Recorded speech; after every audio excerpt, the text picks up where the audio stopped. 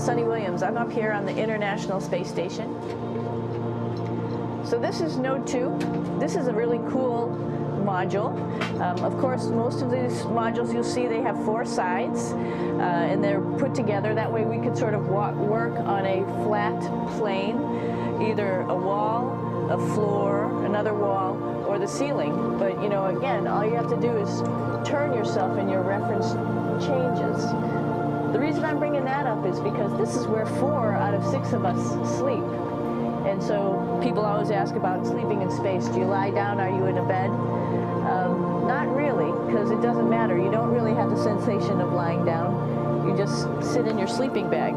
So here's one sleep station right here. I'm going in right now. You can follow me if you want. So I'm inside. It's sort of like a little phone booth, but it's pretty comfy.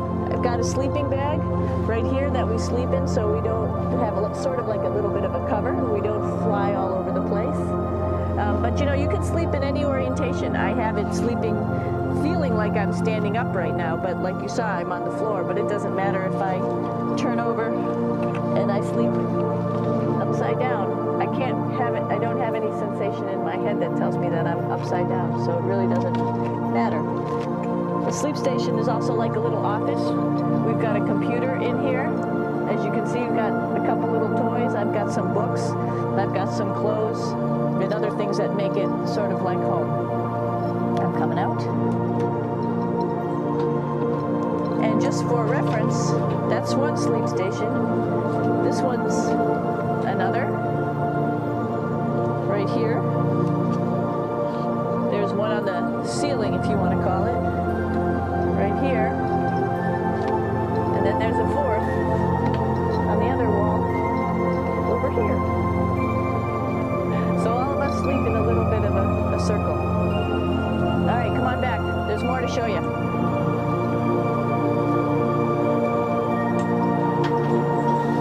I know that there's some questions about how to use the bathroom and how do you actually live in space like normal, like at home. I mentioned real quickly about getting up in the morning and brushing your teeth and washing your face.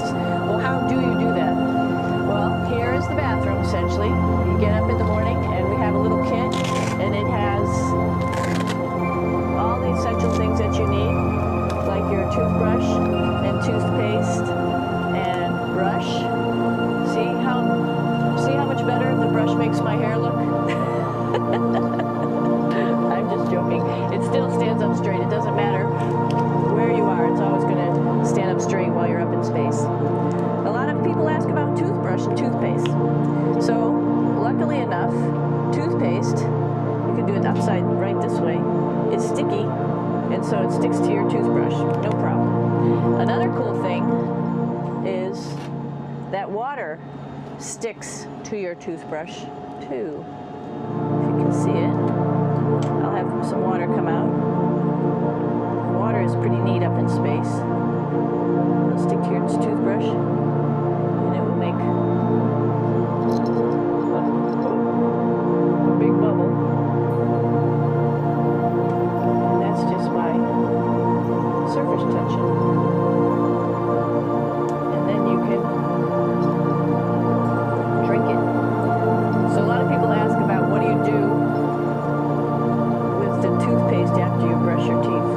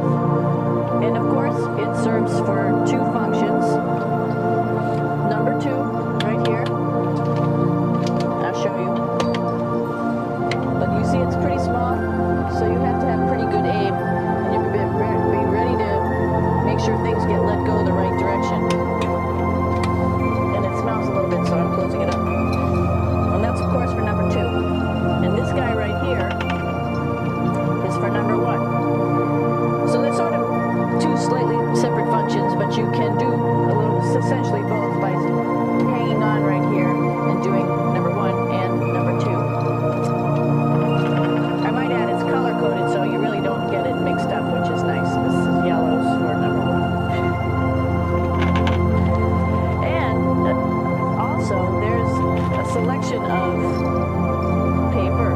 People always ask about toilet paper. What do you do with toilet paper? What kind of toilet paper do you have? We have gloves, just because sometimes it does get messy. We have some Russian wipes, which are a little bit coarse if you like the coarse type of toilet paper. We have some nice tissues, which are nice and soft if you like soft toilet paper.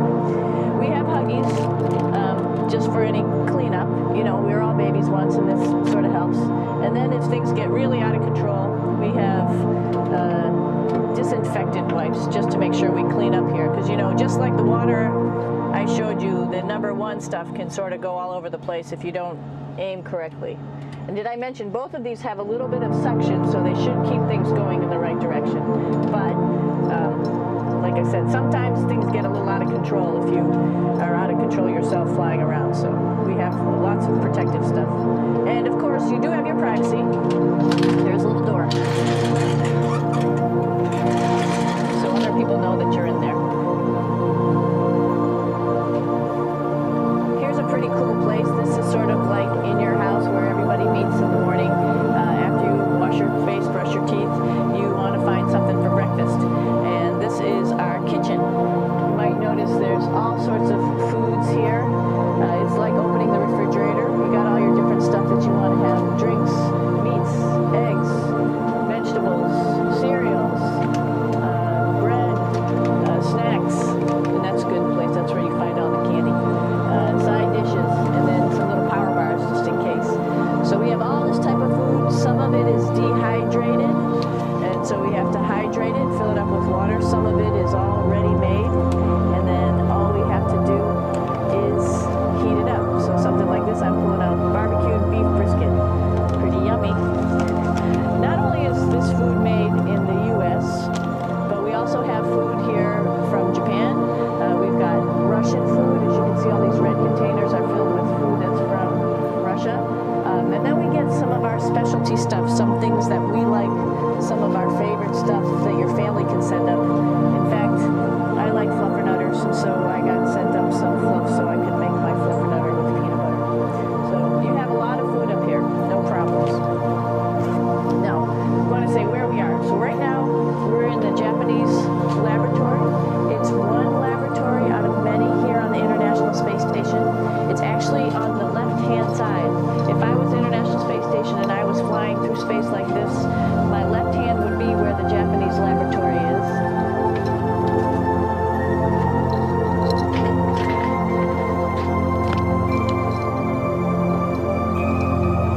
So now again, we're on the right-hand side, all the way on the right of the International Space Station.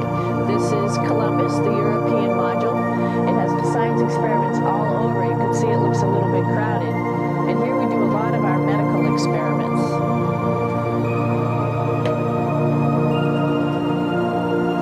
Here we are in the U.S. laboratory. Again, this is a laboratory with science experiments on all of the walls here. All sorts of stuff that we do. And one of the things we also do is we exercise. We have some exercise equipment on board the space station. We need to do that because we lose bone density and muscle mass while we're up here, and that's a result of not having to fight against gravity. So how we keep ourselves in shape are with a bike, a treadmill, and a weightlifting machine. This is the bike. You notice the clipped pedals, so all you need to do is actually clip your feet in, and then you can start pedaling. You don't need a seat, because you don't sit down. Actually, I haven't sat down for 6 months now, so you don't need any type of seat. Just make sure you're held in with your pedals. You probably see that the bike bounces around a little bit. As I move it, it's not steady and held to the wall firmly. And the reason for that is the space station is pretty big. You saw that there's also solar arrays on the space station. If we start putting any forces into the space station, it's going to make those solar arrays bounce around a little bit. So to prevent that, the machines bounce around a little bit, move around a little bit. And that way we don't put any forces onto the structure of the spacecraft out to the solar arrays.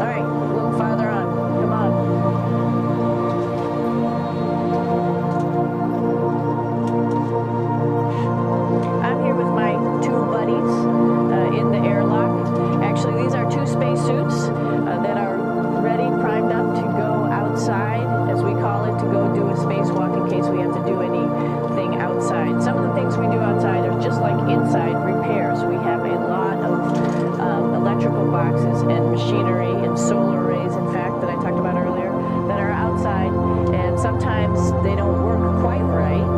Remember, space is really cold and really hot, and it's also the vacuum of space with no pressure, and so some of the equipment doesn't work well all the time, so we might have to go out and do a spacewalk. Right behind me is actually the hatch that you go out into space, and right now we have it filled up with a couple other spacesuits because we've got 4 of them up here and some of our tools, but right behind here is the hatch in which you actually go right outside into the vacuum of space. The spacesuit is pretty big, as you can see. It's like being a football player. Part of the reason it's so big and bulky is because of this backside, this backpack. It's like going on a hike with a backpack, but the backpack and the suit weighs about 300 pounds. Luckily in space, nothing really weighs anything, so you don't feel that it's so heavy. But we need to have such a big suit because that guy back there is essentially the heart of the spacecraft. I call this actually a spacecraft. It has all the oxygen for you. It has all the carbon dioxide removal system for you.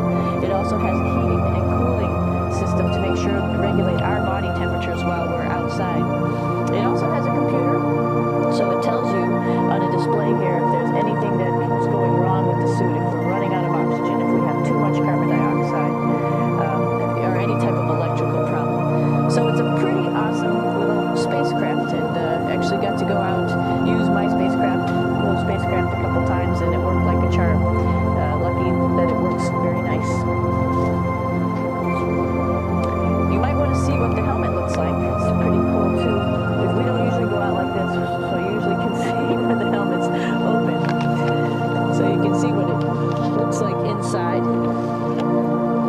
Somebody's little head would be inside of here. So you can see, you can turn your head all the way around while you're inside of there, but the helmet stays still, so that's determines your how far you can see. And it's usually pretty sunny out there, so we have to wear our sunglasses, and this is our sunglasses right here, which make you look pretty cool.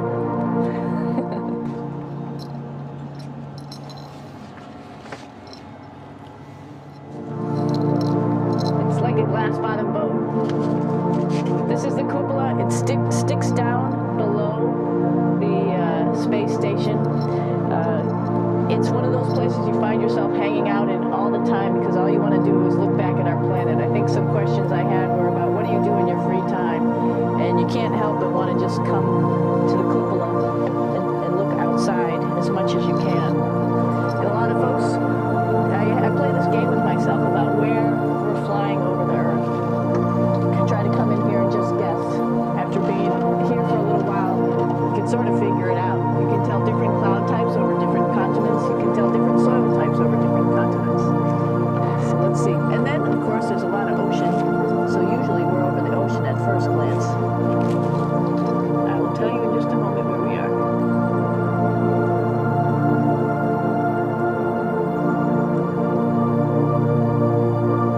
So right now we're right over Africa. It's a little bit cloudy, as you can tell. We're right over the continent of Africa. Hey, what's that? I think that's a Soyuz spacecraft. That's the spacecraft that's taken us home to planet Earth today. Oh my gosh. We might have to go take a look at that. That's pretty cool. It's a little bit smaller than the rest of the spacecraft, the space station, so you'll see if we go there, it'll be a little bit more cramped. Now we can look all the way back to the back of the spacecraft.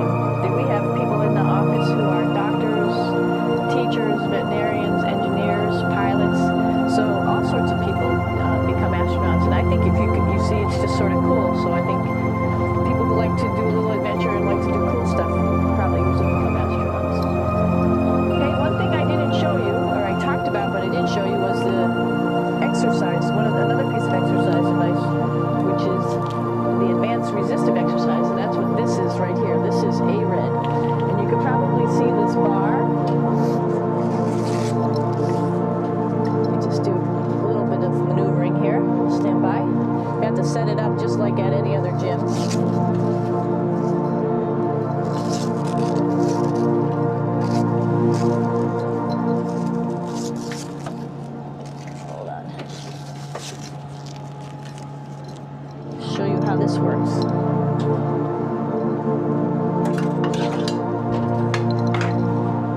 So you can see you can change your attitude just by going from one module to the next, going up from the cupola down here. This is what we call the A-Red. And with this, you can lift weights based on vacuum in these cylinders, just like you do at home at a gym. For example, if I wanted to do a squat, I could do it like this. Need some weight on this thing. I'm not lifting with anything, so it's too easy. One of the cool things you could do things that you can't do at home. For example, single leg squats with just one leg, because the other leg, people would fall over. So all sorts of stuff. You can also do bench press. We have a bench that we can add on here, so you can work on your beach muscles.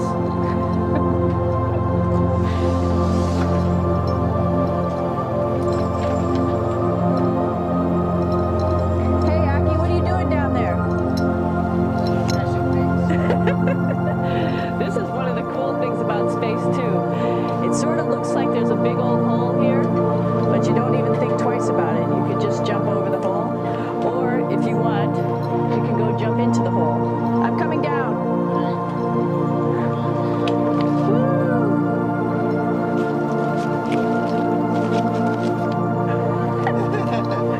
Then you can come right back up again, like Superman.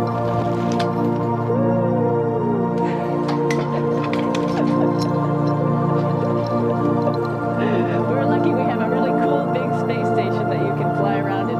That's actually called the PMM. You might have saw it out the window. It's a big silver canister. What's really great about that is it's essentially our closet in our pantry, or whatever you want to call it. We have extra food down there. We have extra clothes. We actually throw the trash out down there. So it's nice and organized, and we have all of our stuff that we need while we're working in all these other modules all stowed in this location down here. And it's a lot of fun to play in. So we're going into the Russian segment. Be ready. You don't need a passport either.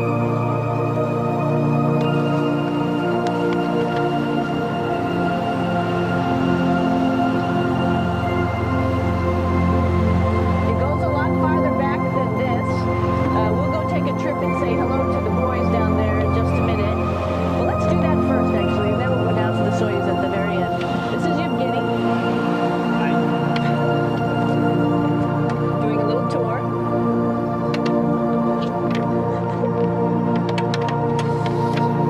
This is the FGB, and what's cool about this module, it is actually the very first piece of the space station that came up in 1998. The space station has been around for about now, manned for 12 years, but it's been up in space for about 14 years. And this was the very first. It is like the Russians' PMM. It has a lot of storage, as you can see.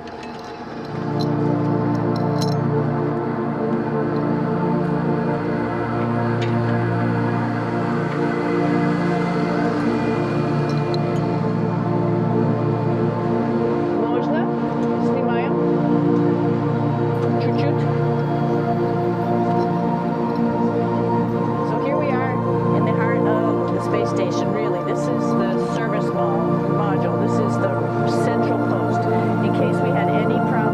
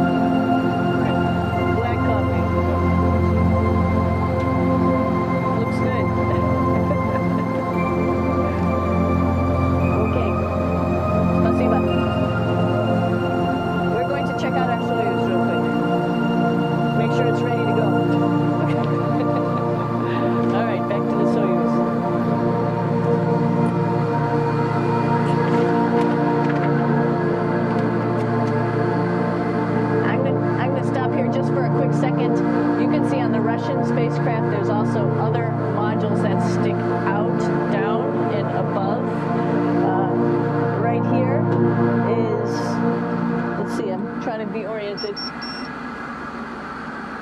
That's a place where we do spacewalks from for the Russian side. There's Russian spacesuits in here, and also a visiting vehicle which brought fruits and vegetables and becomes a trash container when we undock. Up on this side is also a future place where they're going to do spacewalks from, and connected to it is Kevin's, Oleg's, and Yevgeny's Soyuz spacecraft. And now let's go see ours. Извините, это пробка.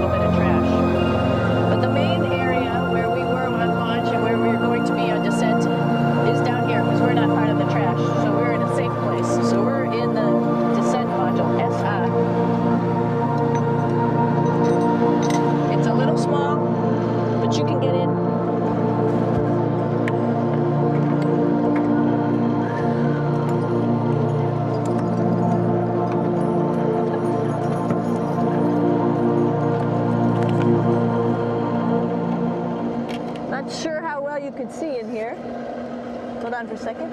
I'm going to turn it up this way just so you can see the hatch and you can see Kevin. It's a little bit small, but we'll come in and show you around.